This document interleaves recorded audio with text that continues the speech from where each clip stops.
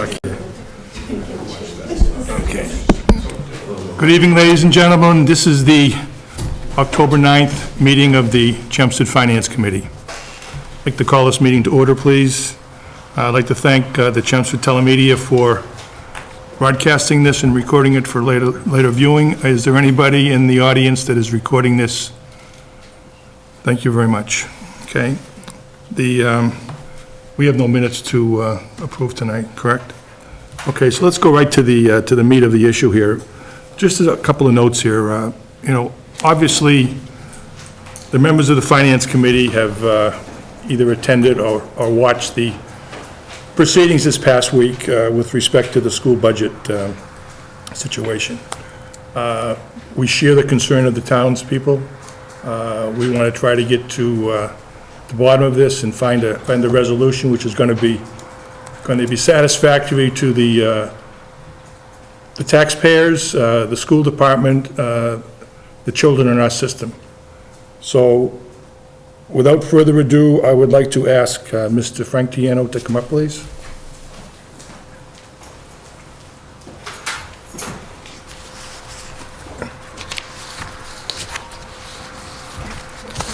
Okay. You can take any one of those, Frank. That should work, yeah, sure. Thanks. Okay, before I get into the meat of this thing, I'd just like to ask a couple of questions, which I know that many of the viewers are concerned about, and you can answer them if you'd like, or if you can't answer them, you can tell me your reason why. Sure. First of all, we read in the newspaper today that the business manager was put on paid administrative leave. Okay.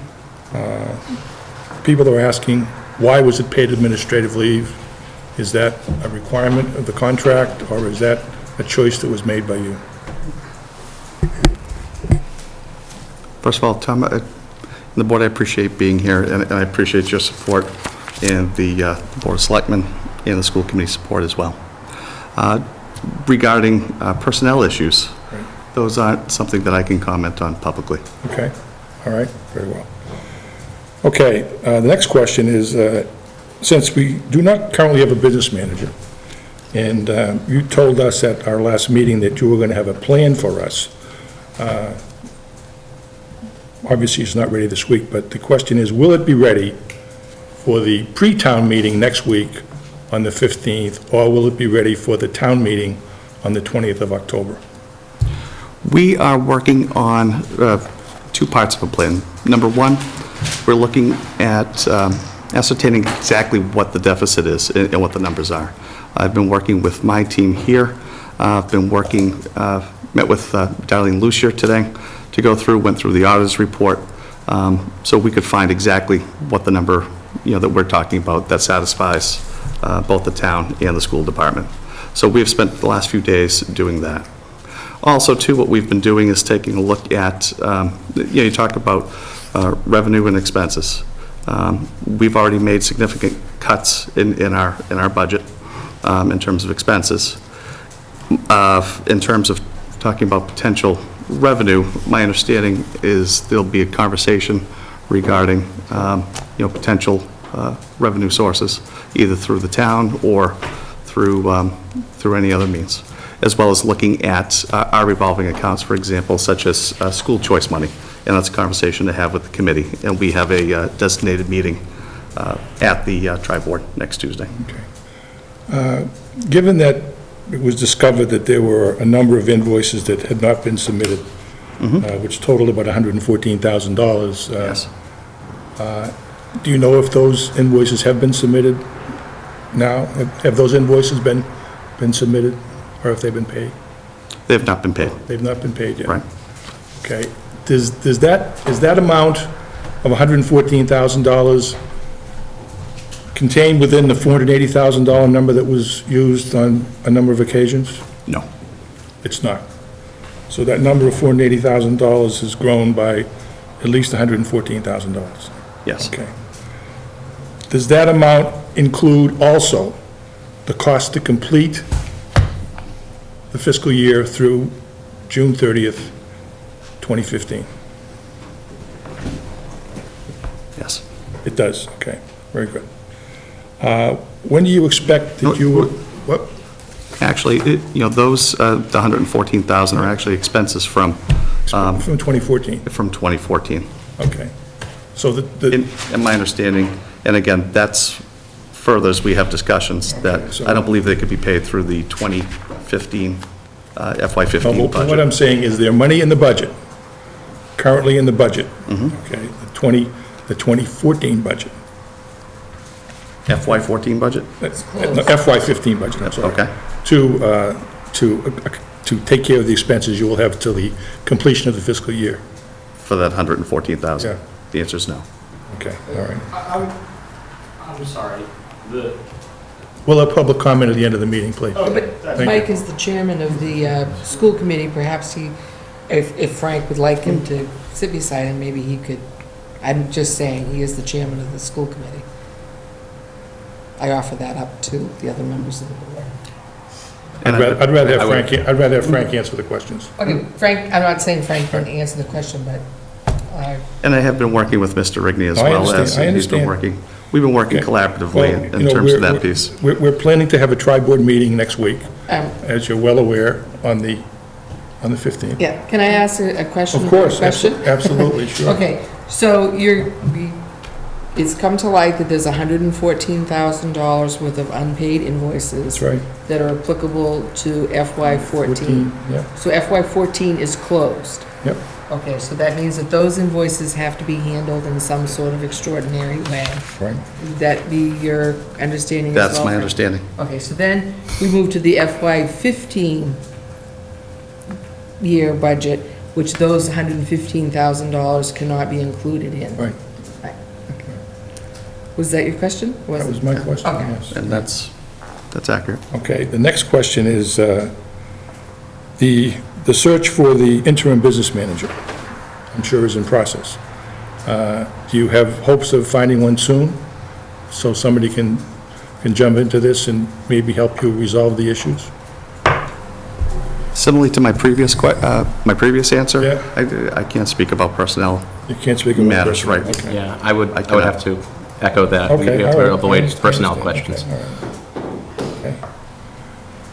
Any questions from the other members of the board? Yeah, I have a couple, I guess. Sure. How many people are in the business office, personnel, make up the business office? We have a business manager, we have an accountant, Yeah. we have an accounts payable person, 3, and a payroll person, 4? yes. Okay. That seems lean to me. That is- Haven't been there before. Yes. And, and by the way, I just want to bring up, for transparency, I'm a member of MASBO, have been for umpteen years. Okay. And I'm quite familiar with their operation, and I'm retired, obviously, but I'm still I used to attend their meetings. I'm a little confused about the money aspects of it, so how much do we, the 2014 budget, Yep. how much exactly, do you know how much in deficit that is, using the, We have, coming from the auditors, as they had reported. Yeah. Was $878,000. In terms of working with our business manager for some expenses, roughly $110,000, were paid with FY15 money, which were allocated for that. Yeah. So the issue would be $768,340. Of that, if you add the additional $114,593, which came to light for me on Tuesday, that is a total of $882,934.19. With, of that, our business manager had put in payments of $300,000 through revolving accounts. My understanding, in a brief conversation with Darlene today, is that the timing of that payment was as she had checked with the Department of Revenue, was not able to go through. So that 300,000, which would have brought it down to roughly the 400,000, 480 number, will actually go back to our revolving account. So we're looking at the number of 882,000 again. Our reductions that we've taken place so far and that we have planned throughout the year for roughly 330 to 350,000 puts the number, by our estimation, at $532,934. 532. 934. Now, have you discussed this with the town side, the town manager, with the possibility of the town providing the deficit, covering the deficit? It seems to me that we have a substantial number of free cash and other revenues that could be used to assist you. Has that been discussed with the town and town people? As I mentioned to Tom, collaboratively, Mike's been talking with folks, I've been talking with folks as well. Yeah. That has come up in conversation, but we're still in the midst of just talking about, going forward with that. Yeah, I'm just, what comes to mind is that this has been since, actually, the bills have to be paid by July 15th. And I don't understand why it's taken, here we are, we still don't know exactly what we're going to be doing. That's the point I'm getting to. It seems to me that, there's a deficit, should be able to find out what that is and get the town to support you in taking care of that deficit. I don't think you're going to be able to do it with the current budget that you have. I believe we do have the numbers. As I sat with Darlene today, our numbers were the same as we were able to go through the auditor's number. We've spent the last few days doing that in terms of identifying specifically what we have. So we feel, although we feel uncomfortable with the numbers, we feel comfortable that they're accurate. So what you're saying right now is your numbers and the auditor's numbers are in sync. So everybody's in sync with this 532,934 number. Yes. That's progress, I And suppose. all the invoices have been added up, all of them? There are no, There are no other invoices that are going to appear mysteriously? As of, the answer to that is yes. Okay, very good. That's the right answer. I guess my question would be, you said there's about a 330 to 350 reduction. Could you elaborate a little bit about where that reduction's coming from? Sure. Specifically, we had cut 3 administrative positions. We have, and so the savings of the salary, obviously, through the end of Okay, this. and Could you do it by subtotal, please? Like, so the 3 administrators add up to 9? are you able to do that at this time? I do have an accurate accounting of that. I'm not sure I have is that that with me. 160 even, or? I don't want to say without certainty, and I'd be happy to email that to you as. I know that's a number that's been bantered around, but yeah, if you could email it, that'd be great. Sure. No, and I have to say, I feel really uncomfortable in talking about these 3 positions in terms of numbers. But And just before we continue, then, I'm sorry to cut you off in No, your it's okay. explanation. No, it's fine. Just regarding that quote-unquote savings, is that an actual savings or is that anticipated savings? That's an actual savings. An actual savings? So Yes. that has already been, I'm wondering the ability to collect Right. on that amount. That's my concern, because it's being counted as a redux, but I'm not sure whether or not that's actually been, that's an actual number that will be coming in, or if it's a number that's kind of squishy. As Sheila is, I feel uncomfortable talking about actual salaries as well. But salaries for individual people are set for the entire year. So we have the amount of money that each individual has been paid, from July 1st on. So we could calculate from the date in September 30th through June 30th, exactly what that money is that we would be saving in terms of not spending that in salary. So it's a cost to complete, not an estimate to complete. How to differentiate. Okay? Cost to complete, not an estimate to complete. Okay. Thank you. You're welcome. the number was again, Frank? He doesn't, he's going to No, email no, us. not broken down, but We don't know. what you believe you. Between 330 and 350. In terms of overall, but there are other pieces built into that as well. We also, too, have a technician position. Somebody had resigned, and we have not filled that to the tune of $40,000. We have reduction in our contracted services to the tune of $86,000. Know where that is? That is in our paraprofessional line. You know, these are folks specially trained, ABA services. And then we have line items. We've frozen our budget, and we've collected $47,000 that we have frozen and earmarked for, that would not be expended. Do you know what areas that's in? What it reflects? I would have to get back to you specifically on that. And then the last piece as well, we have, one of the areas that has run over for us has been our substitute line. And so we have plans in place to reduce the number of substitutes that we provide in a variety of schools, and we'll be working with our principals on that. We have the plan, and we'll be laying that out next week for our folks. So you'll see a reduction in that line. That's the Kelly Services line? Yes. And an estimate is what that number is? About $75,000. 75,000? Yeah. Okay.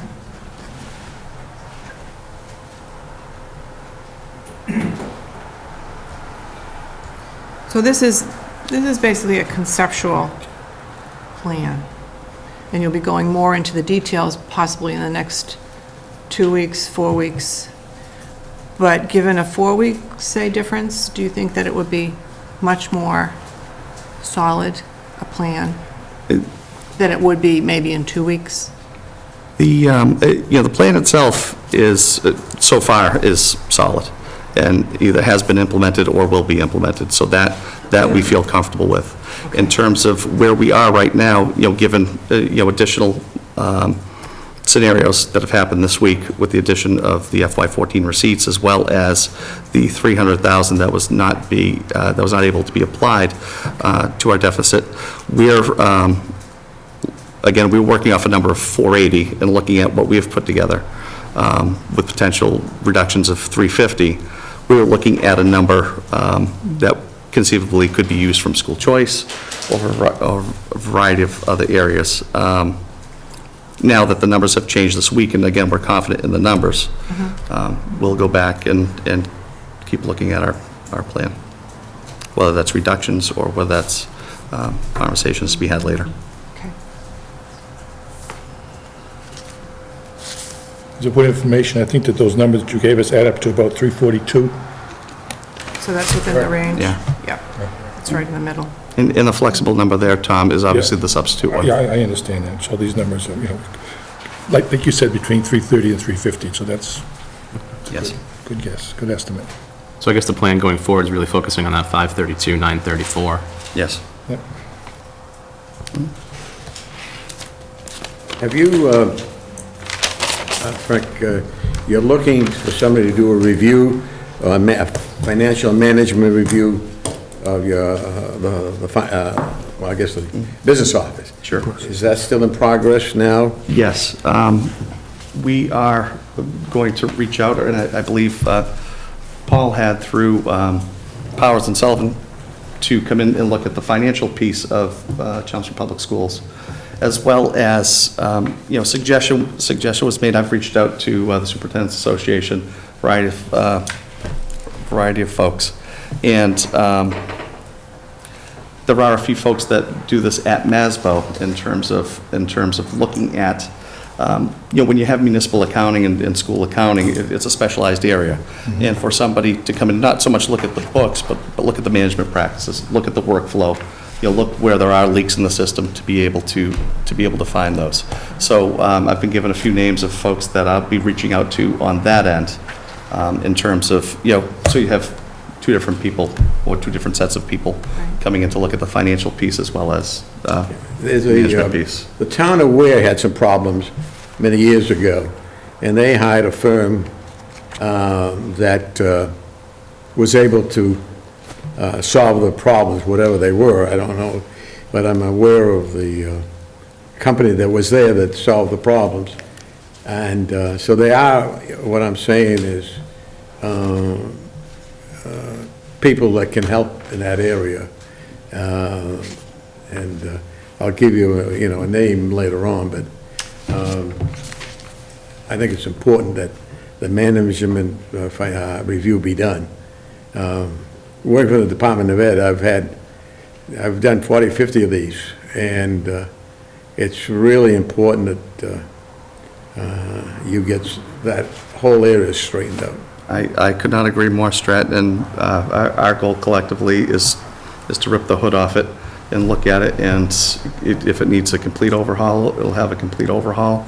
The issues that you had mentioned in terms of staffing, I know that there were several positions in the business office a few years ago that have been, a 0.5 in payroll, another accounts receivable piece that, we've consolidated as our budgets have shrunk. And again, with the goal of keeping the cuts away from the children, you have folks who could handle, these particular patterns in the flow of business. But that's something I would like a second opinion on. And how can we be absolutely, understand it as a community that the people from Masborough will come in and objectively look at the whole situation? Because I think there's a concern out there that for some reason it wouldn't be. I did hear that concern. I'm confused by that in terms of. I am too, but I'm wondering, do you understand it better than I would, and why there would be maybe preferential treatment somehow? And I don't understand why somebody would come in from that organization and that would happen. And I just want to be sure that the community is aware that that won't happen. We have, I'll be happy to take the name of, the company that Strat has. Mm-hmm. But as I had mentioned previously, if you were to have somebody come in and audit the superintendent's office, there's not many people who do what I do. The same thing for a building principal.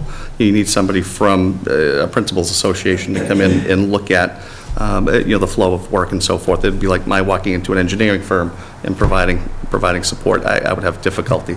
Although you could argue that the business, business is business, budget, POs, and so forth. Right. I would look there. We have not reached out to them yet. Again, first things first, we're looking internally in terms of our finances and numbers. But I've heard nothing but good things as I've called around to other superintendents in terms Okay. of having folks from that organization That's come in. reassuring. I think that basically it's a two-prong attack. So you have I heard you say that you and Paul have discussed a continuing process with the auditors of Powers and Sullivan. Yeah. And so, that's, I think people think audit, and they think accountants, but there's also management advisory services. So accounting firms do offer management advisory services, but they're special to various industries. So what I hear happening is, collaborating with Paul, with the Powers and Sullivan, and making sure you have someone who's coming through and looking at the various invoices and the reconciliations and the minutia. I'm going to call it minutia, but it's not minutia, It's important. It's the details. It's the details. And then, as far as going forward in progress and using best practices, that would be from the Professional Business Association of the business, Masborough. MASBO. Yeah. So it would be very thorough with both of them. That's what I'm hearing, so I'm, That's our initial thought. Again, we've not reached out to them as of yet, but I have been doing my due diligence in terms of checking with other municipalities. Let me just say that, I'm not speaking for Masborough, but having been a member of Masborough, they can be objective. Good. Okay, they're not somebody that you call in, and just because, they're both business managers, in my opinion, knowing the people involved, they're very objective, and they would do a good job, if you were to hire anybody from there. So I just want to put that in. Do we know how much this would cost with the joint audits? I don't yet. Okay.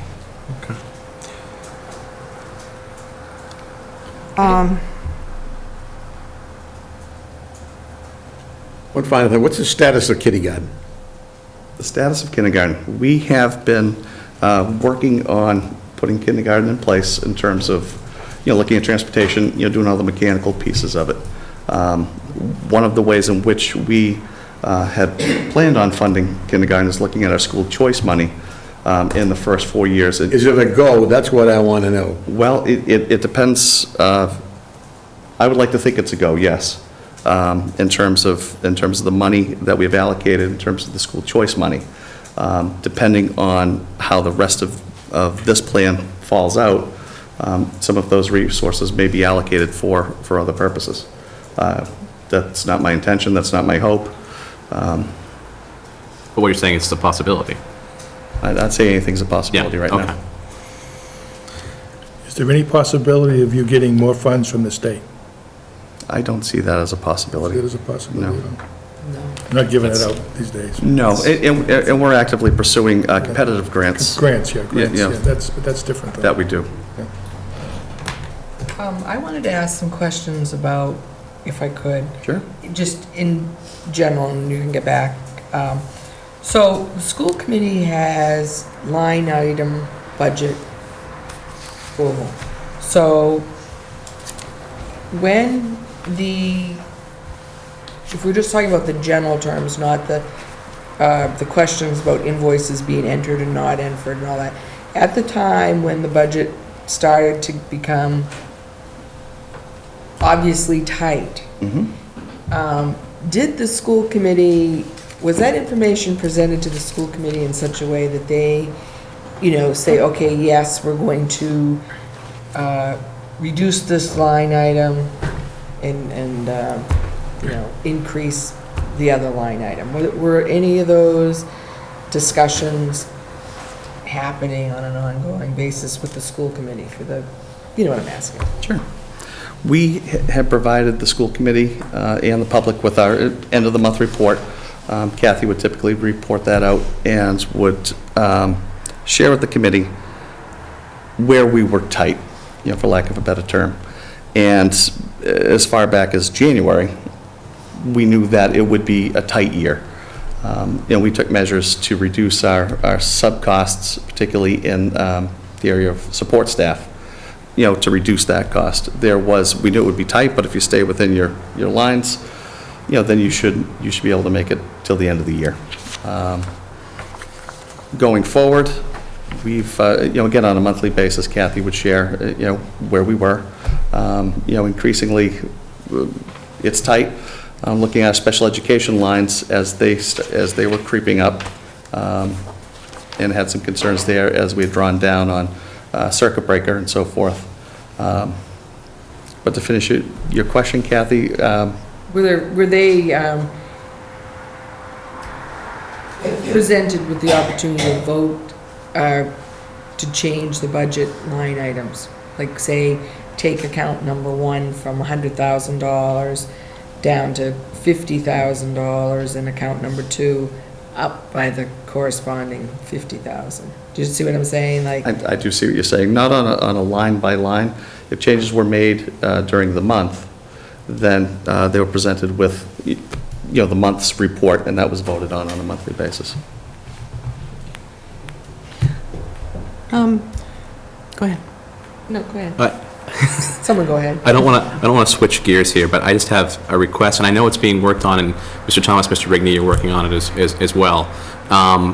My question is regarding accreditation. Sure. I know it's been brought up. Yep. I know it's been discussed. I know at least there's a plan, if you will, to discuss it at the tri-board meeting next week, if not later. Sure. And I don't want to go too much into detail if we don't have to. I know in 2013, a representative from the NEASC came through, gave a very glowing report of the school system. Yes. And stated in that report that the 2-year report would be due October 1st, 2014. Yes. And I'm just wondering if that has been filed and if that is available. The report has been filed. I believe I can make that available. Okay. And To all of us. if you would like, yes? That would be great if that's possible, and if that's possible by the tri-board meeting, before the tri-board meeting next week. Sure. That would be great. And that may help answer some questions. I don't know what's being discussed further, and I'm sure that'll be brought to light next week. But I think that might help answer at least some questions regarding accreditation. And it's a lengthy process. I know it is voluntary, although 97% of schools in the Northeast do get themselves accredited.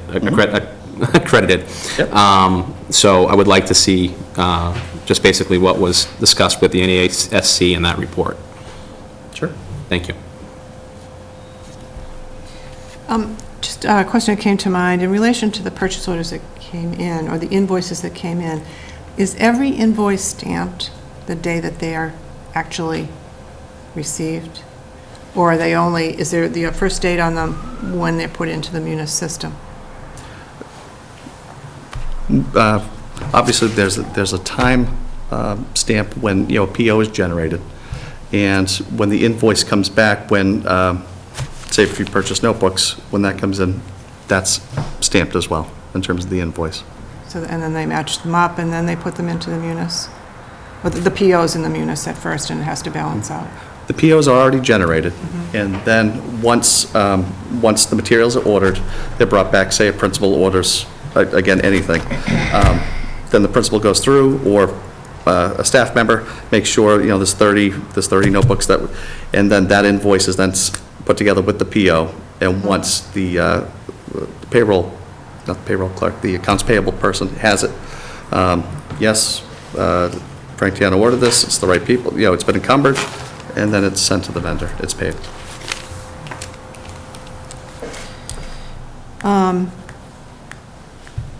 I guess getting back to the layoffs, I don't know if we touched upon that at all?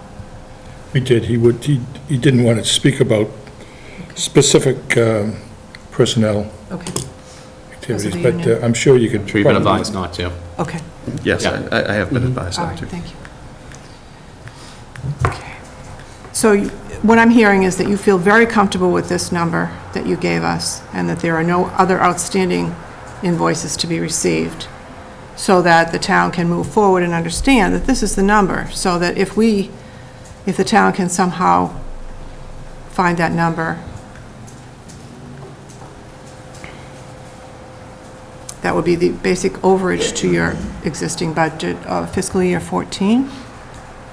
15. Of fiscal 15, 15. yes, Right. because Okay, because they, closed. this was put into 15. that was put into Okay. 15, Right. and that money has All to right. be Right. replenished. Okay. So the plan identified the number, and we understand we have some personnel issues which we're not going to discuss. And now going forward into FY16, because we're going to be coming into the budget, I mean, this seems like a crazy thing to ask, but Sure. January is the beginning of the budget process for next year, and I think what we all want to know is the school budget sustainability number. What is the real number you need to support the students in this town the way that they need and deserve to be supported? So looking toward, I mean, that seems like the long-range goal, but yet there was a very small window before that work has to start to begin. So would you just be using the services of whomever is in the role of business manager for doing that? Or, I mean, I guess that's the next stage of, I think we need some assurances about the sustainability of the budget. And I think that it's almost a simultaneous process, Kathy, in terms of taking a hard look at how we operate right now and looking at the financial flow that we have in our business office.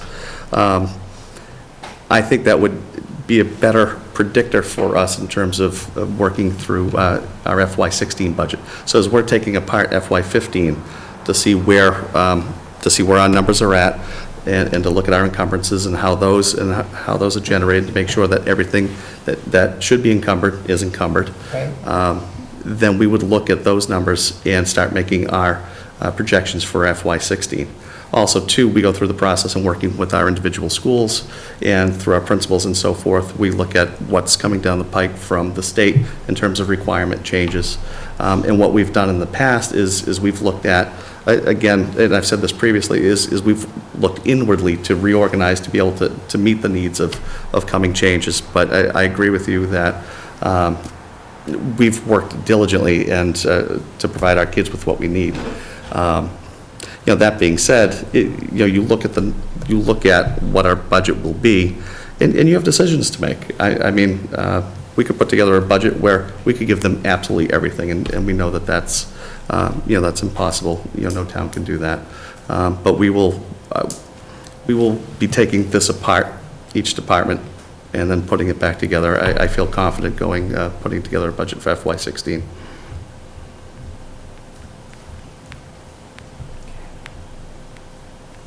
I just wanted to ask one other question about, or maybe the timeline.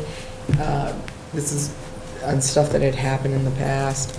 So one thing that we heard a lot about prior to this week was that the thought process was the budget was tight and we're going to use revolving funds, and specifically what was given as the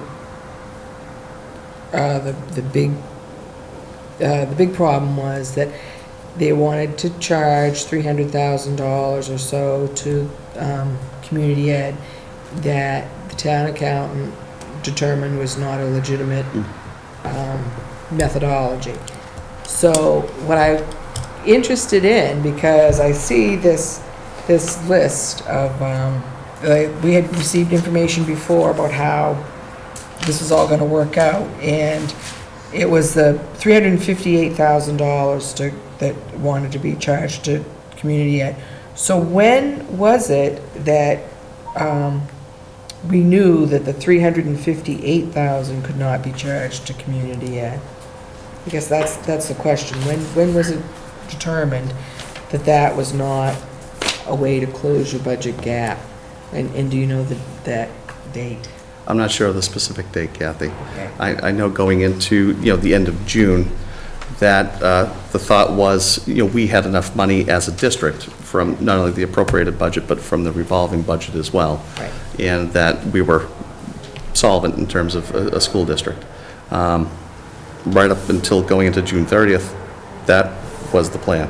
I'm not sure, Okay. I don't know exactly what date that it was determined that it wasn't going to work out, that it was not the appropriate way to balance the budget. When you have your management budget meetings, they're weekly meetings that you have within the school committee, within the school department? Is there? Our central administration team actually meets. That's what I'm talking about. We meet twice a week for an hour and a half. Okay, and who does that include? That includes our superintendent, assistant superintendent, technology director, our HR director, our director of student services, and our business manager. A special education director? That falls under the special ed, the director of student services. We had changed the title a few years back because the person supervises psychologists, counselors, nurses. It's broader than special ed. So, and during those meetings, if there are issues or problems or things that you should take a second or third look at, they're brought up. Nobody has a problem with bringing issues up in those meetings. They feel very comfortable amongst each other. Yes. That's important. Okay, so we have addressed all the questions that we, I think, asked last week. I have some more, I have some more questions. You do? Go I'd like ahead. to ask Anne Marie Fiore, please.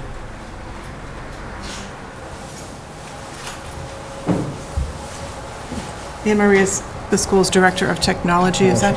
Yes.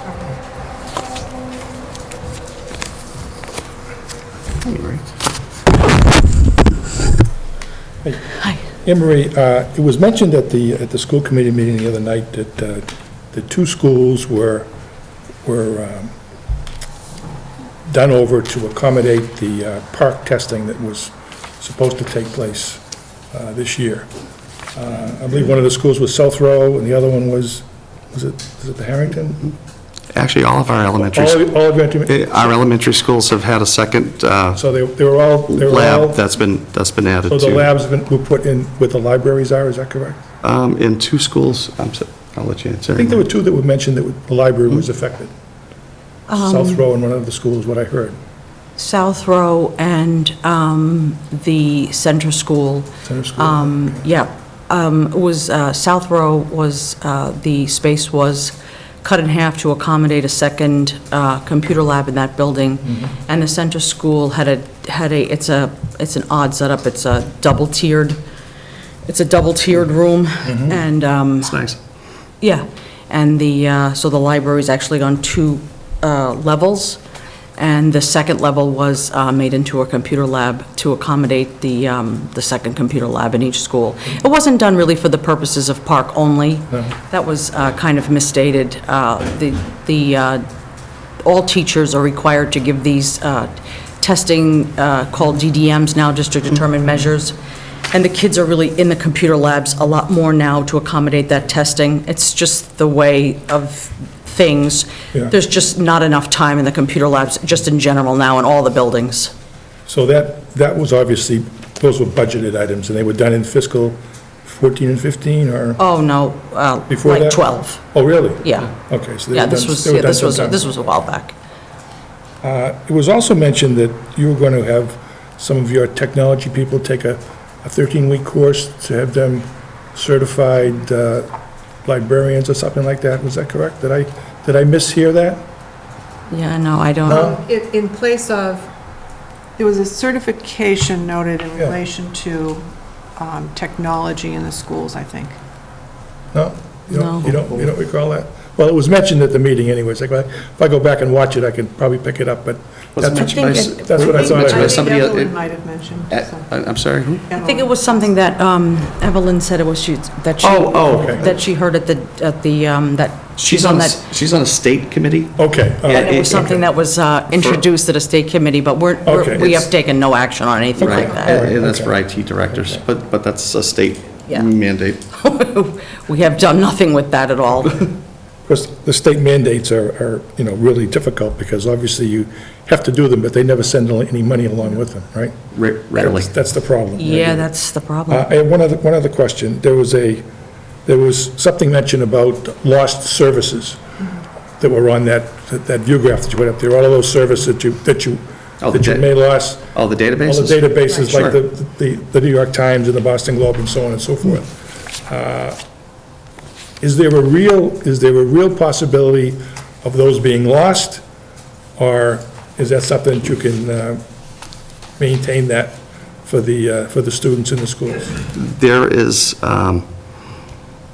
no possibility that we will lose those databases. No possibility. We have, they're Gale, we have access to Gale, Boston Globe, and Encyclopedia Britannica through the Mass Association of Libraries.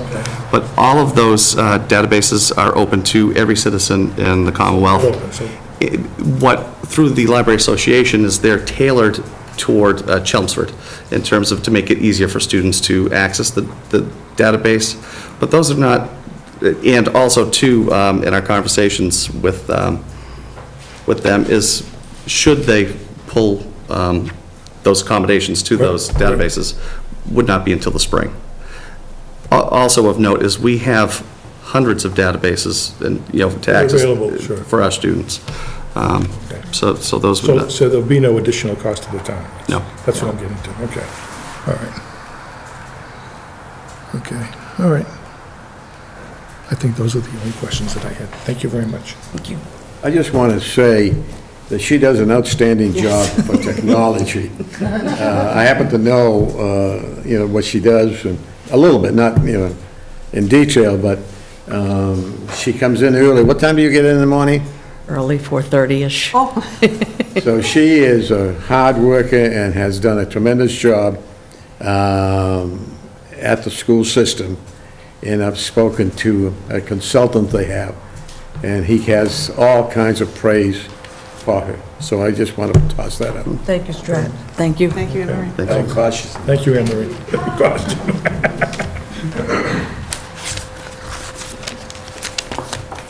I guess the one area that was brought up that we haven't touched back, I mean, we have the big problem, but the area of concern was the ongoing payroll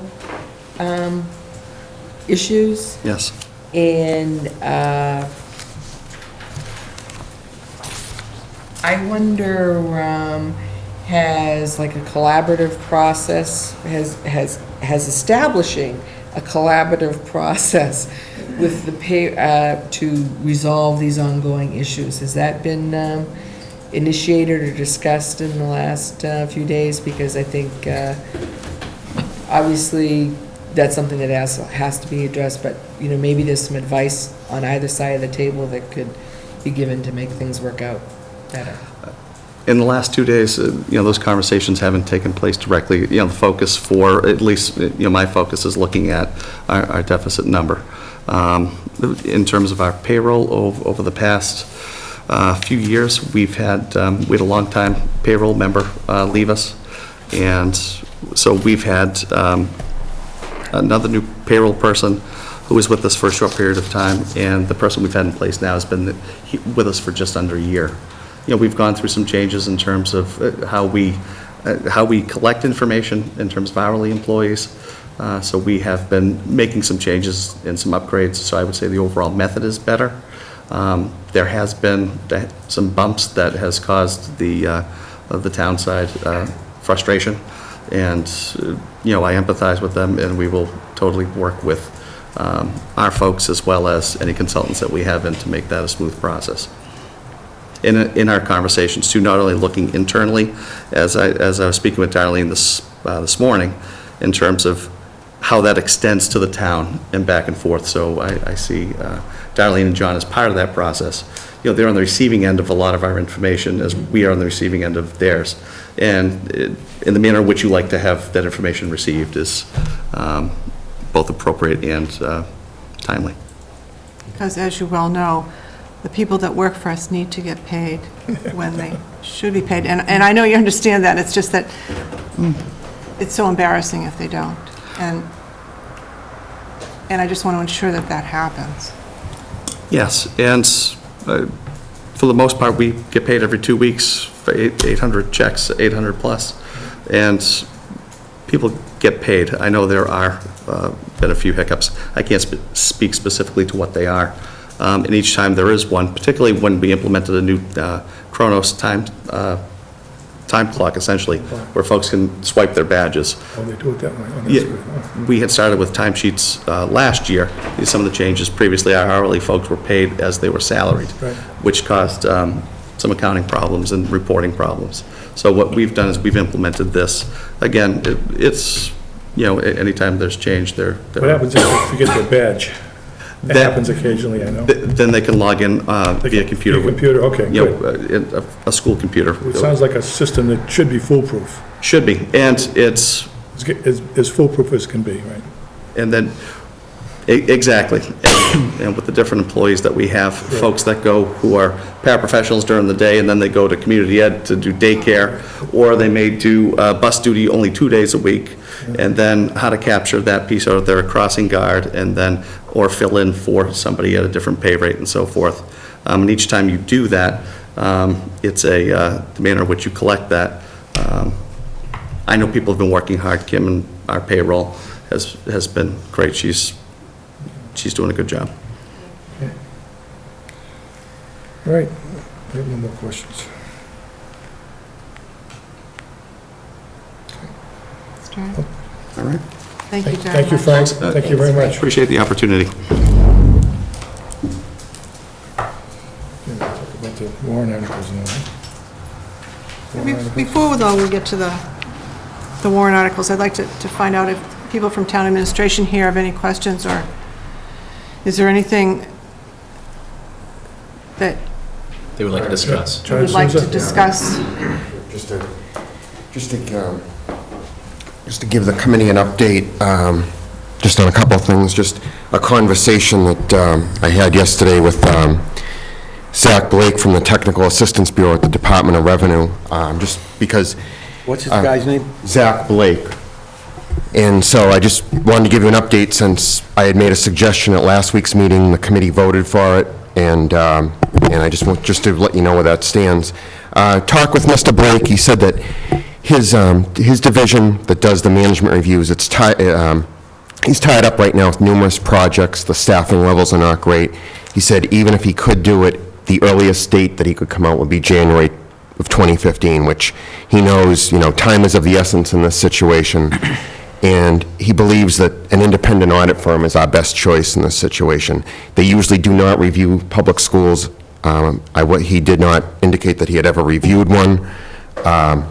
He did say that he's very interested in receiving a copy of the final audit report and management letter when it's completed, just because, obviously the executive level management at the DOR, since this has been publicized, wants to review it as well. And so, as Dr. Tiano said, our town accountant, Darlene Lucy, has been in touch with 2 audit firms.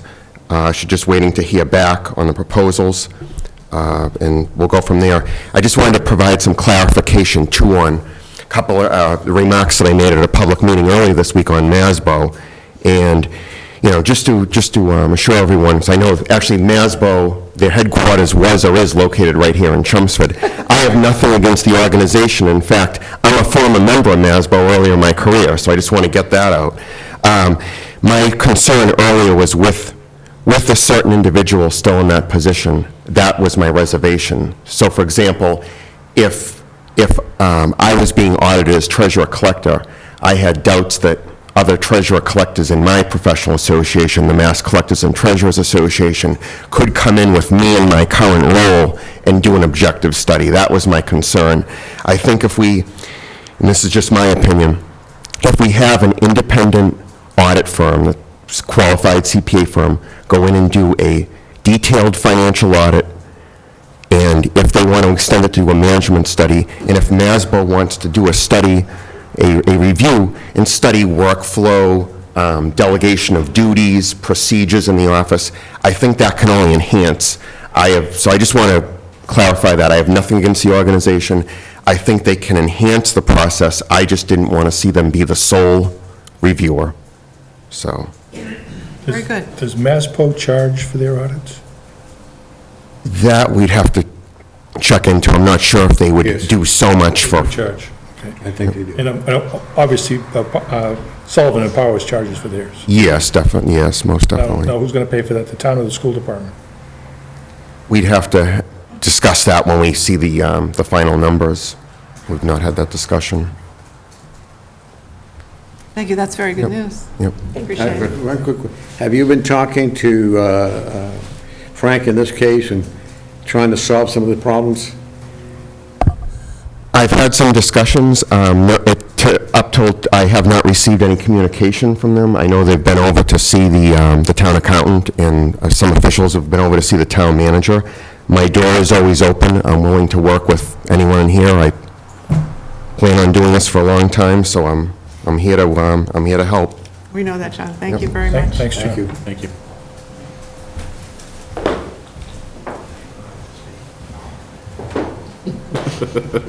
Mr. Paul Cohen. Frank doesn't want to. Good evening, everyone. For those watching at home, I'm Paul Cohen, Town Manager. And maybe this is a bridge between this agenda item and the next agenda item. Today is Thursday. Wednesday, it's been a week. The week feels like months.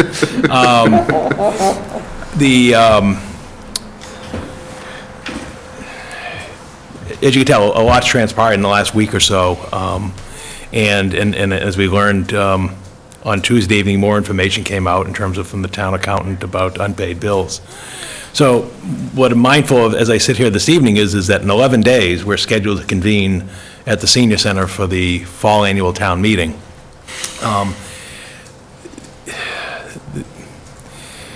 There are 14 articles on that warrant, and normally at a fall annual town meeting, we would address the warrant, complete the financial actions of the year, and it really completes the budget process for the year. And then what happens when you leave the town meeting, the town accountant submits the town's balance sheet, in essence, for all the activities that have taken place in the year, both from the spring town meeting and the fall town meeting, and that gets submitted to the Department of Revenue, and then we get the approval of our tax rate, and the tax bills go out at the end of December, and that's really when the rate is set, and then the third quarter bill is actually the actual tax bill, and then it's broken up into third and fourth quarters. And so and so obviously the first two bills are just preliminary and estimated bills, the first and second quarter. So with that in mind, I'm sitting saying, gosh, right now we're 11 days away. And so I sat down and met with, the administrative staff on the town side and said, let's back through this process. I guess what I'm looking for is can we have some more time to be sure, and also to do analysis and be able to be confident that what is presented at town meeting is as accurate as possible. So when we look at that deadline of, well, the bills have to be in the mail by December 31st, so we then go backwards and say, what kind of time can we achieve? In a long story short, we think we could postpone consideration of the significant financial articles on the warrant for a 4-week period. And let me tell you how I arrived there. And basically is, again, tax bills go out at the end of December. Prior to that, we need about 3 weeks to have the town's tax billing system process in order to get the bills out. Because again, we're sending out 15,000 property tax bills. And then prior to that, you need to have the town's tax approval rate and balance sheets approved by the Department of Revenue. And then if you go the step before that, you have to have the Board of Selectmen hold the tax classification hearing with the Board of Assessors to determine the balance of the levy in terms of, split rate, uniform rate, and so forth. And then obviously before that, you have to complete your town meeting actions. And what we learned also in terms of this additional amount of time is that we are going to need to call a special town meeting because we have to pay these unpaid bills. And per the Mass General laws, that requires a vote at town meeting, and it needs a 9/10 approval of town meeting. The following town meeting does not have an article on the warrant to pay unpaid prior year fiscal year bills. We cannot schedule a special town meeting at this point to coincide with the fall annual town meeting, because to post a special town meeting warrant under state law and the town charter, you need 14 days. So again, we're going backwards from the end of the year, and then we also don't want to run into Thanksgiving week. So what we saw was the viable date would be November 17th, a Monday. So what that would mean, what does it mean? I'll sort of go forward because it's helpful to people understanding going backwards. The following town meeting opens and convenes on Monday, October 20th. We have 14 articles on the warrant. We never envisioned that the warrant would be done in one night anyway. We always thought it was a 2-session warrant. So what we do is we would do the first session, but in that first session, that first night, we would not take up what I call the 5 key articles that pertain to the budget that actually the Board of Selectmen deferred action upon last Monday evening for the same question of uncertainty and wanting additional information. And that would be basically, to list the articles, would be 4, 6, 7, 8, and 9. Basically, it'd be the one to amend the current operating year budget. 6 is the capital article regarding the DPW. 7 is the capital article regarding the demolition of the center fire station. 8 was the one, free cash reduce the tax levy, and 9 is the free cash of the stabilization fund. Obviously, the common thread under all those articles is that they involve free cash and they involve capital and operating expenditures of the town. What it then leaves you with is it then leaves you with 9 articles that we believe town meeting can reasonably take action upon. And it'll probably take a night to do that anyway, quite frankly, because, the 9 articles involve things such as, some are really quick articles, like the E-rate to the school department. We've got to give them that money because it's a restricted account. It takes about 90 seconds to do that article. And then others are non-financial articles, such as the zoning bylaw on signs and outdoor lighting, the home rule petition regarding liquor licenses for the Center for the Arts and Community Center, the question of whether the Board of Appeals, the Board of Assessors, the Board of Appeals should be elected versus appointed, which would be a charter change, and so forth. So basically what would happen then is we'd go to town meeting, we would take the articles in order, and the first article would still be to hear the reports of officers. And then as we get to these articles that we wish to delay action on, we would just basically put a motion to say, Mr. Moderator, I move we take this article next, and so forth. So then when we get to the evening, normally what we do, we say, you know, we'll make the motion, say, we'll come back in an adjourned session on Thursday evening at 7:30. Well, what I'm proposing instead of on Thursday at 7:30 is let's come back in 4 weeks on November 17th on 7:30. I don't, and at the same time, we would schedule the special town meeting to take place in that same evening, so then we come in with a complete package. You know, we do the special, and then those remaining articles. What that would do then is it would then give us the luxury of time. I don't see any drawback of the additional time. Hopefully, nothing will change, quite frankly. The number will stay solid. However, we will have the blessings of time in terms of, we'll at least have had more analysis taking place. By that November date, we expect to actually have the town's finished audit report for 14 and presentation from the auditor, which again, some questions may come up in terms of, you know, what else did you find in the town, you know, and how are the town's financials listed. And also, it does give these committees, meaning the Board of Selectmen, Finance Committee, and School Committee, some time to not only know what the number is, but to contemplate the alternatives and options to address the shortfall or overage, however you want to classify it. So that's what I would suggest you consider. I did put this in a written form to the 3 chairs on Wednesday. I didn't feel it was my place. Quite frankly, I don't schedule tri-board meetings. I don't schedule board meetings, so I thought the best route to get this information out was to the three chairs of the respective boards. I have had discussions with my administrative team and others, and so far I don't see any drawbacks. And quite frankly, it also, I think, gives the town meeting reps and the community as a whole some time to, you know, to be sure that, you know, is this what it is, and also some time, you know, I think also some time for, quite frankly, emotions to settle down, and everyone can sort of see, okay, you know, we've got a situation, let's look at where we are, and then where we want to go forward. And in fact, it actually gives all of us another month of actual activity. So as the question was asked, well, are there going to be other additional special ed costs? Are there going to be other situations? Well, we have another month under our belt in terms of, okay, here we are, not only on October 17th or 20th, but now we're here on November 17th, we know more. So it just seems to me that, you know, when you analyze problems, you look at what are your constraints, and I just think that one of the constraints that we can relax upon is the time constraint, because I think everyone is sort of feeling this pressure, which was the reason for your meeting tonight and the tri-board meeting on Tuesday, and you know, let's make sure we're all, and I think with the additional time, it'll give us the ability to, quite frankly, you know, make sure that we have all the solid numbers, and also have a time to consider the different options, because the question was asked, well, what are the funding sources? You know, quite frankly, they are significant. You know, there's no question we have to put an article on the warrant for the special town meeting to pay the prior year's unpaid bills, the $114,000. But there are a variety of funding sources to do that. And also, you know, for example, you know, because at the end of the day, we've got to have a list of expenditures and appropriations that match in the budget's balance. But there's two things. One is our budget can be modified, and also there are different revenue sources that comply. And what does that mean in English, Paul? What that means is that when town meeting has to vote by a 9/10 vote to modify the budget. We know that, to pay unpaid bills. But the source of funds for those unpaid bills can be extensive. For example, it could be as simple as raise and appropriate. And you say, well, how can it be raise and appropriate? Well, again, we have to have a balanced budget.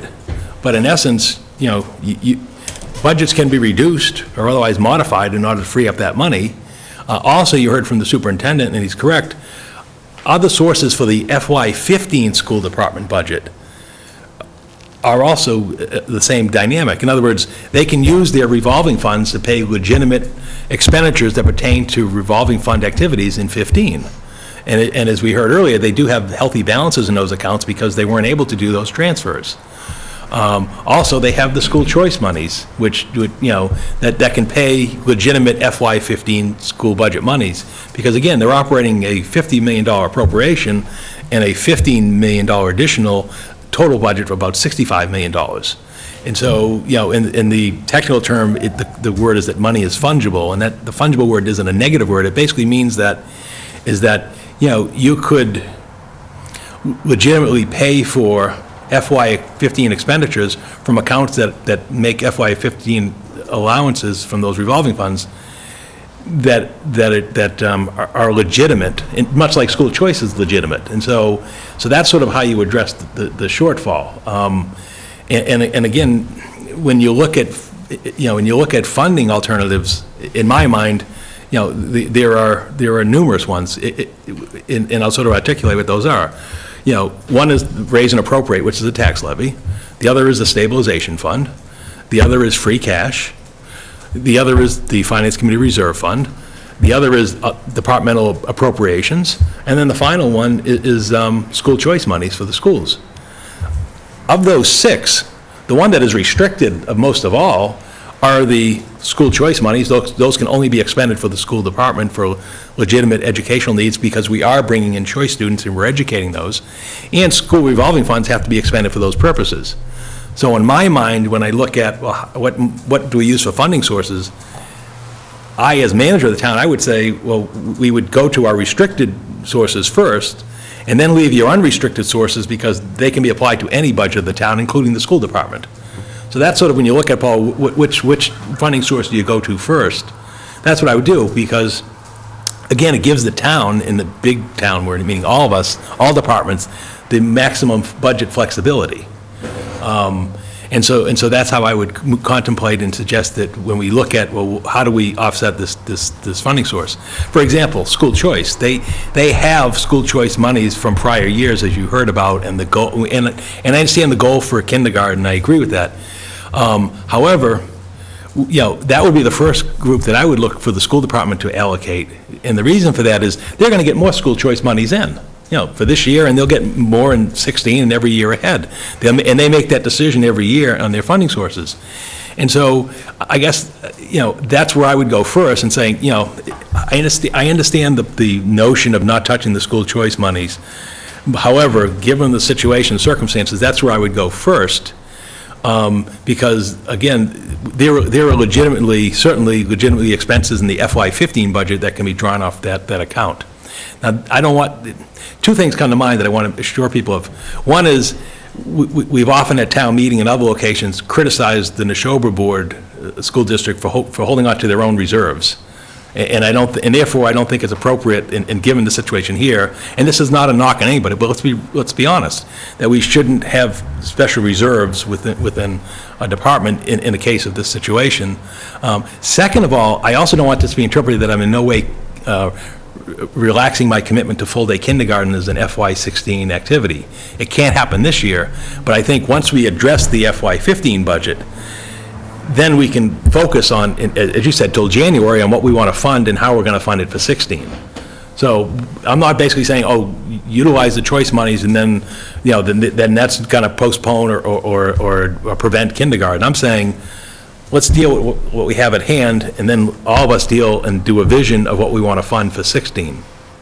And then go from there. Also, the same thing would then go through the remainder of the year. Even though we take action at the budget in October, November, we're going to come back to town meeting in April, as we do. And then if there are overruns in departments, including the school department, we can address those at the April meeting. And we've done that in the past as well. I mean, for example, you have a mild winter, however, you had extra structure fires, or 3 firefighters got hurt. We've made transfers from both the reserve fund as a funding source and from other department budgets to meet shortfalls.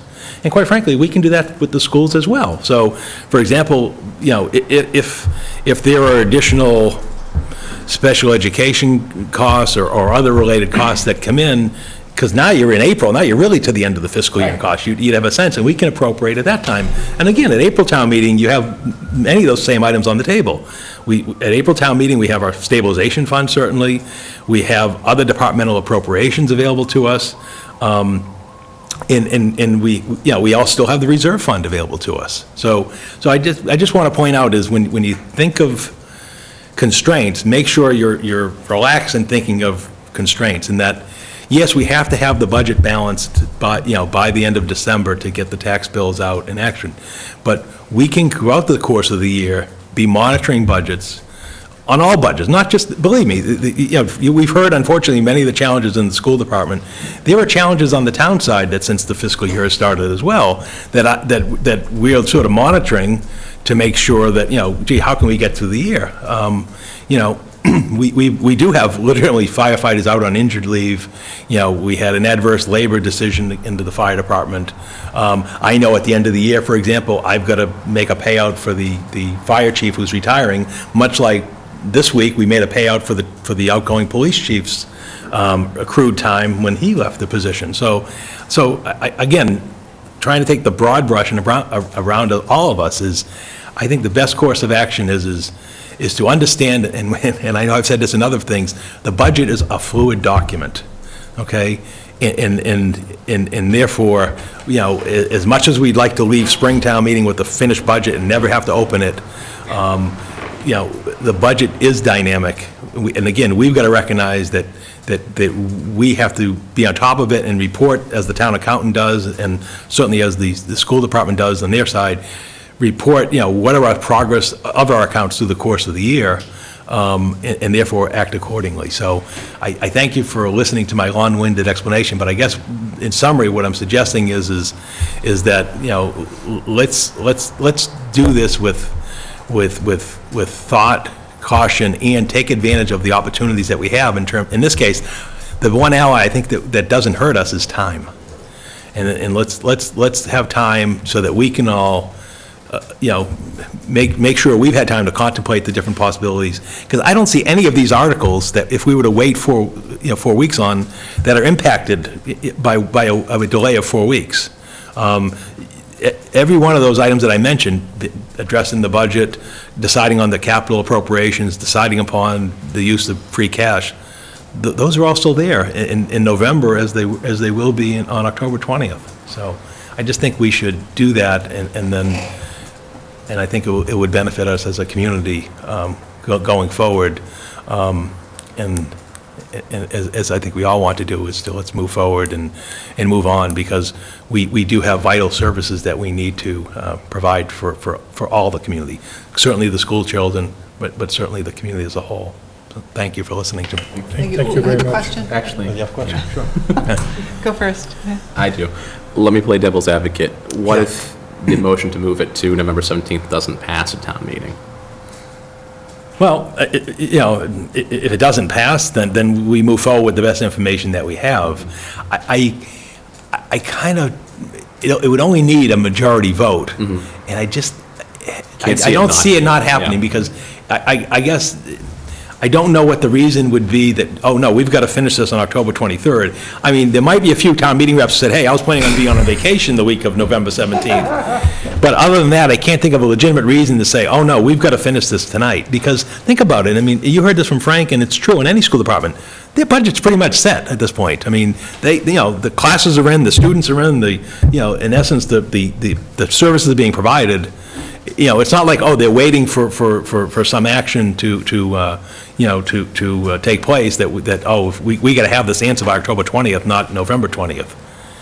I think if it's explained eloquently, like it has been right now, Okay. that people will understand and will vote to move it to November 17th.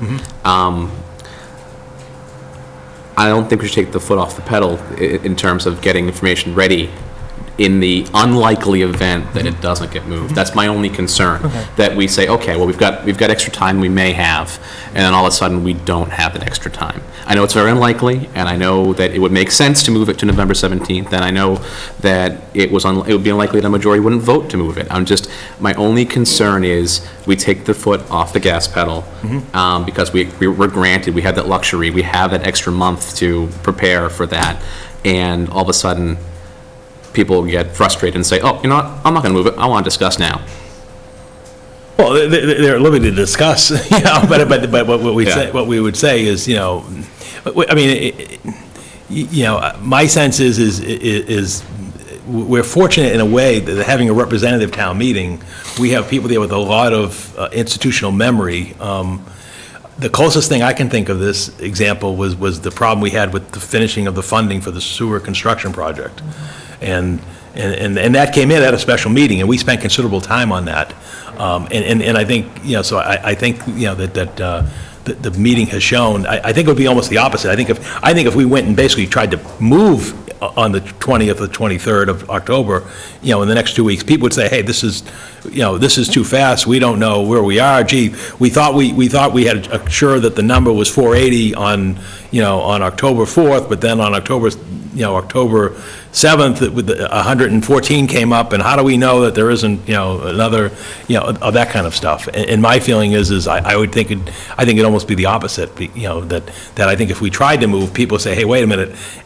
And in fact, I just think that would be I think it would be ill-advised, because somebody's going to stand up and say, hey, wait a minute, why do we have to decide tonight? And I think you could give them the answer, we don't have to decide tonight. And I agree, Paul, and I think you're right. Yeah. I'm just playing devil's advocate. Oh, I get it. Yeah, I want to make sure. That's what I'm saying, because that's why I floated the idea out to the three chairs and my own staff Yeah. for the last couple of days, saying, tell me, what is it that is wrong with the additional time? And so far, no one has come up with a tremendous argument as, oh, no, we've got to act at this point in time, and it just, and that's sort of why we, for example, we didn't want to meet on Thanksgiving week, so that's why we jumped back to the 2017th, because, so I just don't know of any reason why,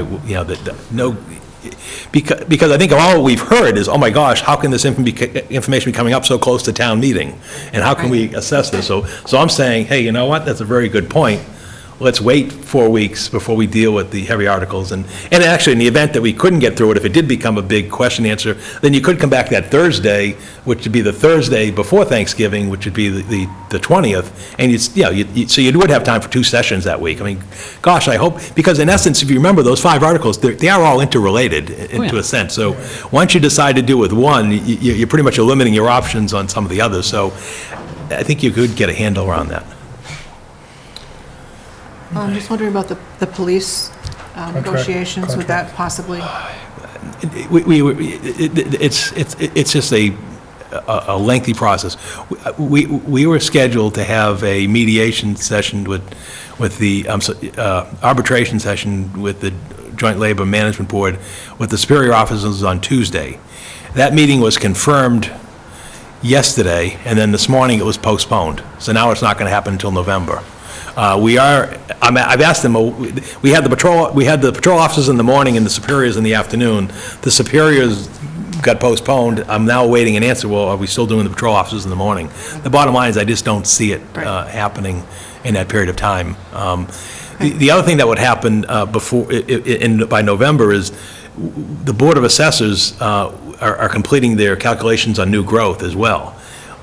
That has not been certified by the state, DOR.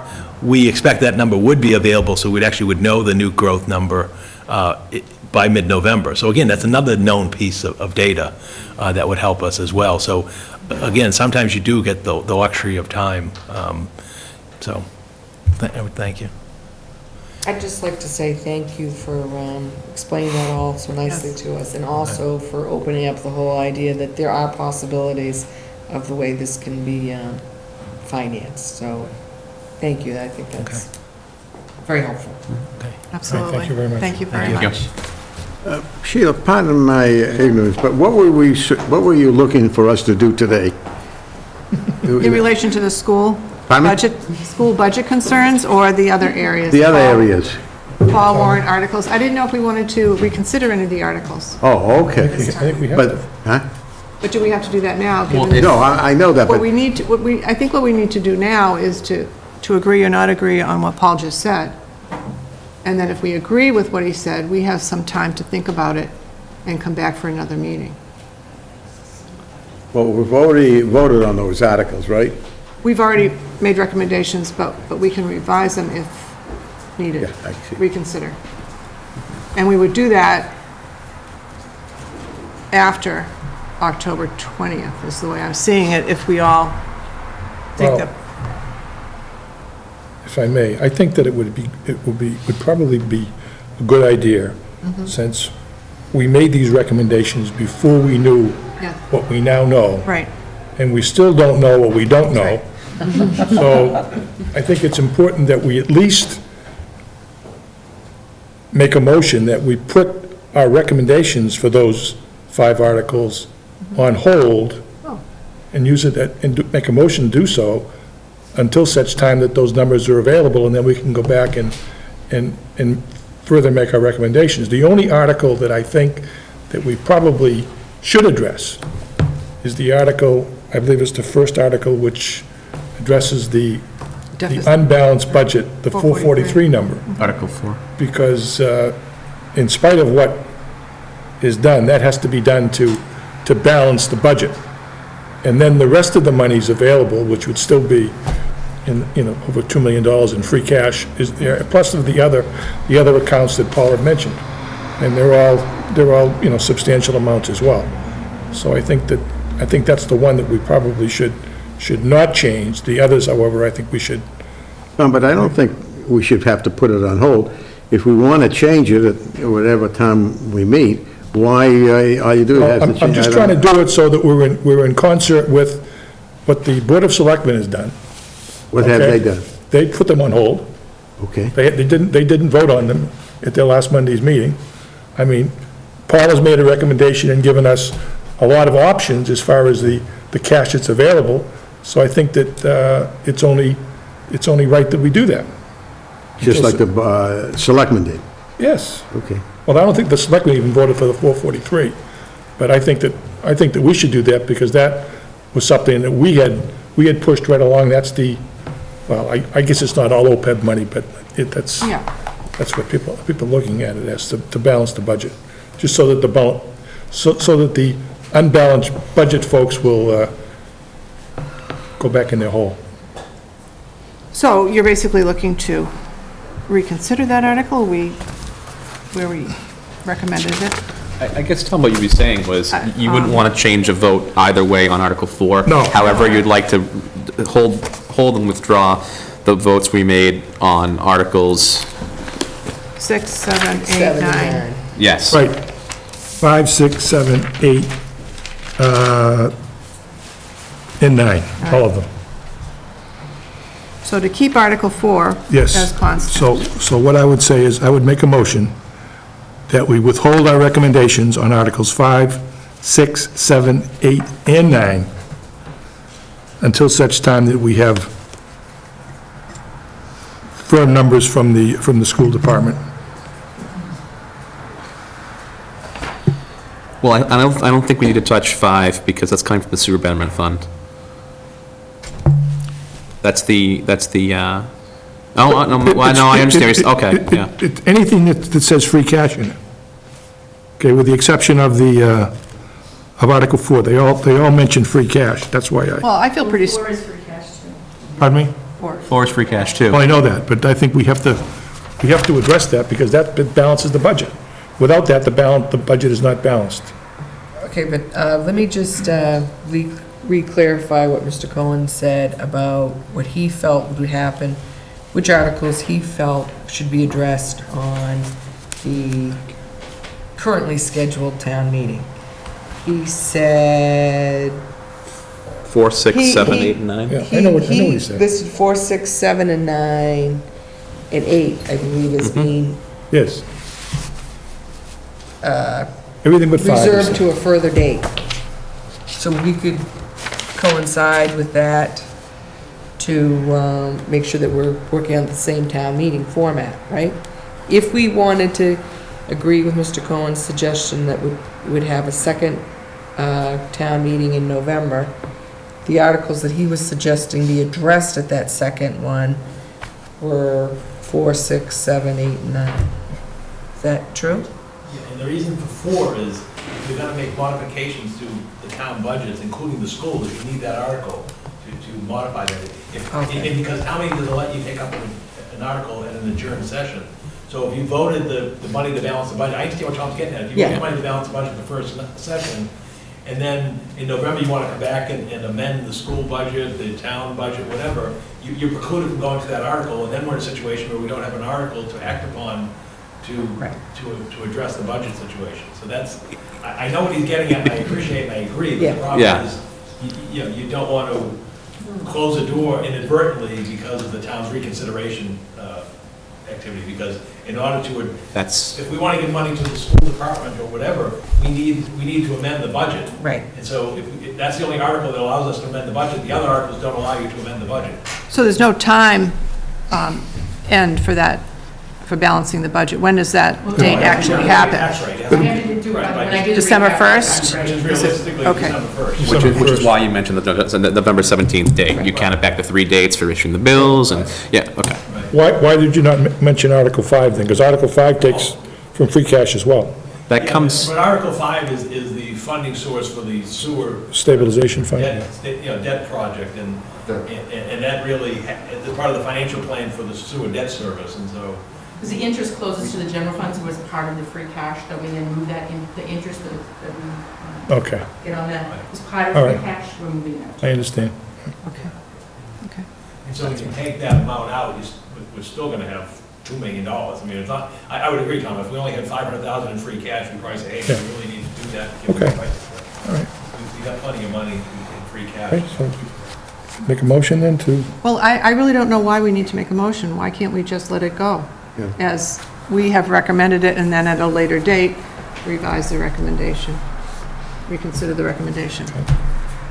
One quick question, Paul. I had mentioned, I voted against a couple of these articles, but why can't you carry the, in my opinion, solve the problem by carrying the surplus over to the next fiscal year? And therefore, you can then budget these items that you want, and you'll know exactly what you have to spend for the schools and whatever.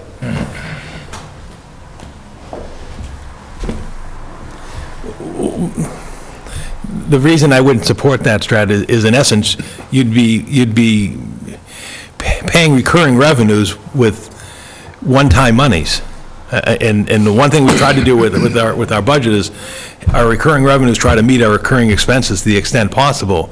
That'd be no different than drawing off our stabilization fund to pay next year's budget. I mean, free cash, comes as a result, as we know, from either unexpended appropriations or additional revenues beyond that were forecast. And if you then basically hold on to that at free cash and/or put it in a stabilization fund, and then fund your recurring expenses of an operating budget from that source, you're basically living off your savings account. No, I'm not, that's not what I mean. Sure. I'm talking about the DPW and the fire station. Yeah, Those two are capital items. yes. Now, if you carry the surplus to the following year's budget, Yeah, you can appropriate your budget, the fire station, the, whatever you want for capital, and then you use the surplus as a revenue source to reduce the total budget. It's very simple. I don't see the difference. In other words, if I take money in the fall and from free cash and fund capital projects, or I take the money in the spring and from free cash and fund the capital projects, what's changed? Well, because now because of these other uncertainties, the school budget and so forth, you may have to use a surplus. But there's the catch. You don't want to be funding your budget out of surplus, your recurring budget out of your surplus. Well, wait a minute, that may be so, but Yeah. if you don't have the money from other sources, the only place you can get it is surplus. Yeah, and then you're running deficit budgets, real deficit running budgets. deficit budgets. Sure you would, Strat, because think about it. I mean, the question that hasn't been asked is, how much was spent in the school department in 2014, and how much is really going to be required to spend in 15, and then in 16? And so if you basically take this one-time cash amount and then say, oh, well, we're going to fund that for 15, then in essence, you're living off your savings account at a higher level of recurring expenditures, because, let's use the round numbers. If the school budget is $50 million, the raise and appropriate amount is, and they're spending $51 million, and you're giving them $100 million in free cash, well, then you go to the next year, and then you're going up from 51. Meanwhile, where's that extra million coming from, plus from No, you there. don't do it every year. Let me, How are you going to get out of it? Tell me how you're going to get out from under it. It's a because slippery. you have to adjust your budget to meet the, what's available at that time. I'm not, But I'm how? only talking about the capital item. What you're basically saying It is has don't nothing to fund... do with the budget. Well, sure, capital has to do with the budget. What you're basically saying is let's not fund capital items. But you're taking those capital items from surplus. Yes? And It's what's not wrong? part of the budget. Well, But if it it's is a part of the one- budget. If it's a one-time purchase. It is part of It's the a budget. one-time purchase, but It's not one-time part of the purchase. budget. It has nothing to do with the From budget. one-time monies. I mean, if you read in the paper on, I think it was Tuesday or Wednesday, Tewksbury Town Meeting just met, and what did they do with their free cash? They bought us some capital items, they put some money towards OPEB, and then they put some in the stabilization fund. You know, That's very familiar. That's very familiar. I mean, that's what towns do. I mean, there is no distinction from the Department of Revenue or from the town's holistic budget approach of capital versus operating. It's a question of how much money do you have and how much are you spending? And what we try to do as a community in terms of our operating budget is we have recurring revenues meet recurring expenditures, and those recurring expenditures include the $3 million of recurring capital, and then we try to include the million in the OPEB in that number. What we're basically saying is when you have free cash, you do that, we've tried to address that for extraordinary capital expenditures, you know, such as the DPW, such as the, the issue of the fire station, such as perhaps a couple of years from now, what do we do at the Chelmsford Forum? Such as a couple of years from now, do we need money to start the school committee on a feasibility and design to address the middle school science wings or what have you? That's what we try to do in this community as a management practice of how do we fund those, what we call, extraordinary capital is the term that I've used. And that's what we try to do, Strat. And one could argue that, you shouldn't do that, which I know you've been advocating that point, but the point is that the other alternative would be to incur more debt, to do those type of projects, and I think we've tried not to want to do that. So that's what I'm saying is you can defer capital expenditures, but deferring them doesn't make them go away. And the question really becomes is, if we are running a $117 million operation, I think I can certainly attest with 28 buildings and that level of expenditure, that $3 million a year isn't going to cut what the town needs. And I think we see that in the capital plan. We've also seen that in the meetings we've discussed in terms of what are the extraordinary capital challenges, some of which I just mentioned a few moments ago. So I think that's why you see the questions coming up is okay, if we do have free cash, what do we use it upon? And that's the big debate. Do we use it to reduce the tax levy? Do we put it in stabilization? Or do we do, I guess you could fund operating costs, and I guess, and also do we fund capital, extraordinary capital projects? So they're all the difficult choices that we make, and I think that's why the selectmen the other night basically said, let's hold those 5 articles, because they're all interrelated. Let me read you what free cash is. I know what free cash is. Let me read it for you.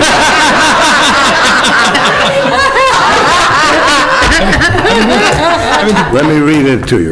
Okay. Free cash in excess of the goal reserve amount should be used for non-recurrent emergency expenditures or appropriated to a stabilization fund for future capital, and equipment purchases are used to provide property tax relief.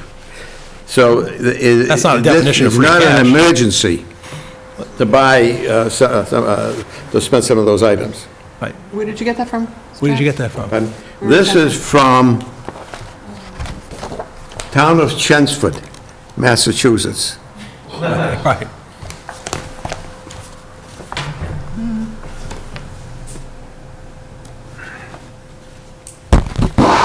Well, that was an interesting yeah. question. Since it's not on the agenda. Right, we're going back to the debate, you folks. Let's go back into the A couple agenda. nights ago, So- yeah. Talk about that another time. Yeah, another time. Pat Maloney's with us. I don't know if you want to address the DPW station at all, or your 2 citizens' articles, any other information that you want to share with the public? Not this evening. Okay. I would defer and look for guidance from the various boards as we move ahead, so. That's fine. I'm just trying to stay on top of it and see where the proceedings go. Thank you. Thank you. Sheila, do we want to, if we, as an organization or the committee, agree with Paul about the second town meeting date? Should we take entertain a motion Yeah. and take a vote on that? Yeah, I think we should. I think you're right. I think especially going into the tri-board, I think, you know, we can go in there strong as a committee in relation to that. I think that would be very helpful. So I'd like to entertain a motion to that. So I'm sorry, Go ahead, just why to don't you- clarify. Yes. So we would be supporting the move into having that November 17th date be a date where we would discuss those, I believe, was it 5 articles that were Yes. dealt with the finances, 4, 6, 7, 8, and 9? And would that also include in a motion to reserve our recommendations until such a date? Such a date is good. I like that phrase. Second. I have a question. Why Did- don't we go make, ahead. why don't we make the motion, so that she can write the motion down? Okay. Make a motion that we agree with the town manager's request to support an adjourned town meeting till November 17th on a Monday, at which time we will make our recommendations for Articles 4, 5, 4, 6, 7, 8, 9. 7, 8, and 9. Not 5. Not 5. Not 5. 4, 6, 7, 8, and 9. Second. And we will make our recommendations. We will be, On that date, well, you said on that date. Do you want to make them on that date, or do you want to make well, before that date? before that date. Okay. So change it to, we'll make our recommendations on those articles. In anticipation of In- that In date? anticipation of that date, right. Because you never can tell. It could be a snow day or something. Yes, yes. My only concern is if we don't make the revised recommendations on October 20th and they don't want to move ahead to the 17th, that would be our only Well- issue. But I don't think that'll happen. I'll have to go on that probability. So we have a motion and a second we have on the table. Any other discussion on that? Questions for Paul? Just to your question, if they decided not to move forward, if we're, as a committee, if we're all present at town meeting and we're posted as a meeting, we could make a decision at that time. Sure we could. That's right, we could post that. Very good. Yes, we will do that. Okay. Are we going to take a vote? Happen anyway, All so- those in favor? Aye. Aye. Opposed? That's unanimous. Thank you, and thank you, Paul. So I hate to be the person to ask this question. But go ahead. But, okay, so now we have a scheduled tri-board meeting Next week, right? Yes, we do. next week. And I'm just, now that I guess the other boards wouldn't have had a chance to meet to decide what their feelings were about the adjusted dates of town meeting. But what would our topics be at the tri-board meeting? I don't know. There's an to tell you agenda, the there's truth. an agenda that was put There's out. an Is there an agenda. agenda already? Yeah. Okay, good. I have not seen it. Do you want me to read them? Sure. Number 1 was called to order at 7 PM. Number 2, school committee process for bills. Number 3, audit status, financial management review. Number 4, status of meetings between school department and municipal officials. 5, effects of FY15 and FY16 budgets. 6, impacts of accreditation status. 7, impacts on municipal credit rating. Is that posted? That was posted, that's right, I got it, I think it was posted by Pat Wojcik, I believe. Did you get it, Mike? Yes, I did get it in Yeah. the email. Okay. It typically would be called by the chair of the board. The chair of the Board of Selectmen, right, yes, right.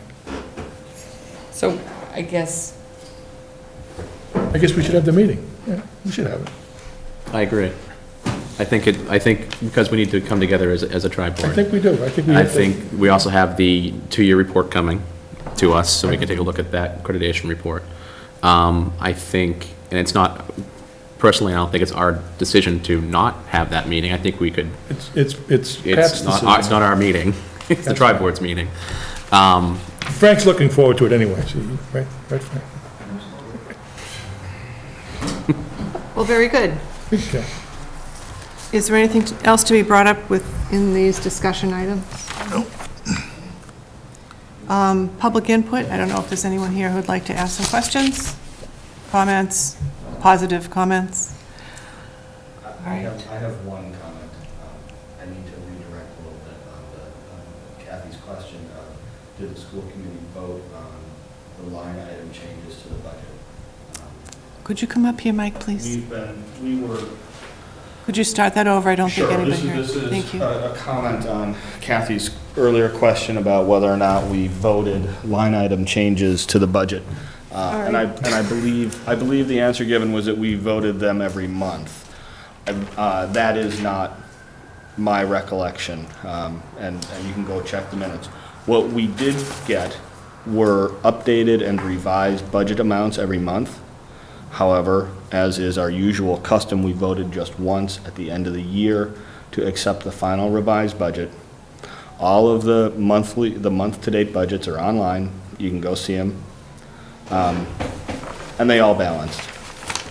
While there were changes in line items and the increasing costs in sped and transportation were pointed out and discussed over the course of the year, those increases were offset by,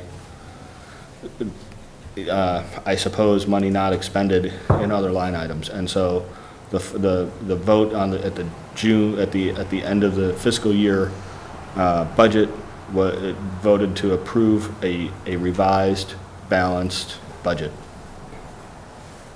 That was done That's at why I the end of asked, the 'cause I fiscal year you printed did that? Yeah, so I'm guessing it was. Sometime- I'm guessing it was the first meeting in July. July, okay. And in that point in time, it wasn't, the audit hadn't been done. Right, that right. you didn't know about the bills that were not submitted, is my understanding, Right. so. Because what's online shows, it shows a category for encumbrances, so it shows, because I looked it up and printed it out. So, I also I printed Marches as well to compare.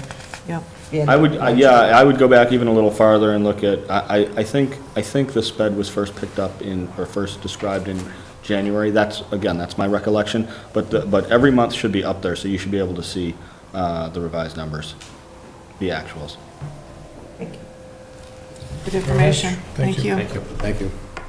See you Tuesday. Anybody else would like to bring up anything? Public? Very good meeting. I think this has tied up some questions and answers that we had last week, and I thank you very much, and everybody else as well. Motion to adjourn? So moved. Second? Those in favor? Aye. Aye. Opposed? No. Thank you.